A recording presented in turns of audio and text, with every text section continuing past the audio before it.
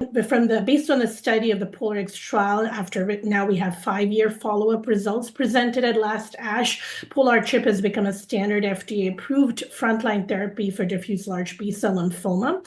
To better understand real-world outcomes of this regimen, as clinical trials are very selective in their inclusion criteria, we performed a multi-center retrospective study, including patients from 17 U.S. centers who received Pola-R-CHP standard of care for frontline DLBCL.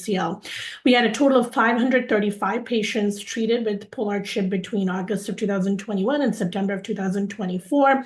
And patients, the median age was 67, 17% had ECOG performance status 2 or higher, 89% had advanced stage, and 63% had an IPI of 3 to 5, 33% bulky disease. And we also had 3% of patients with central nervous system involvement. In terms of cell of origin, 34% had GCB subtype and 59% had non-GCB subtype by Hans.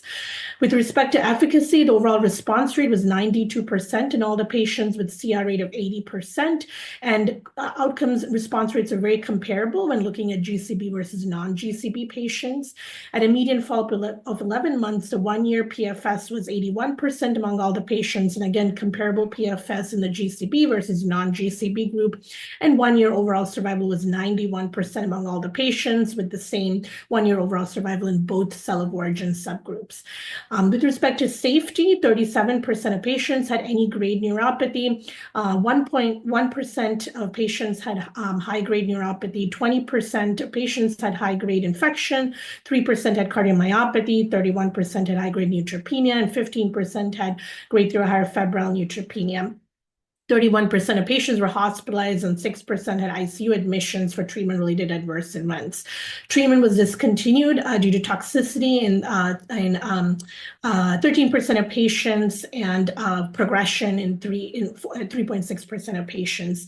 In terms of looking at risk factors for inferior outcomes in our cohort of real-world patients receiving this regimen frontline setting, the risk factors for inferior outcomes included over 1 extranodal site, bulky disease, CNS involvement, and double and triple hit, which were associated with inferior PFS, and high ECOG status higher than 2, elevated LDH, and IPI 3 to 5 were associated with inferior overall survival and PFS.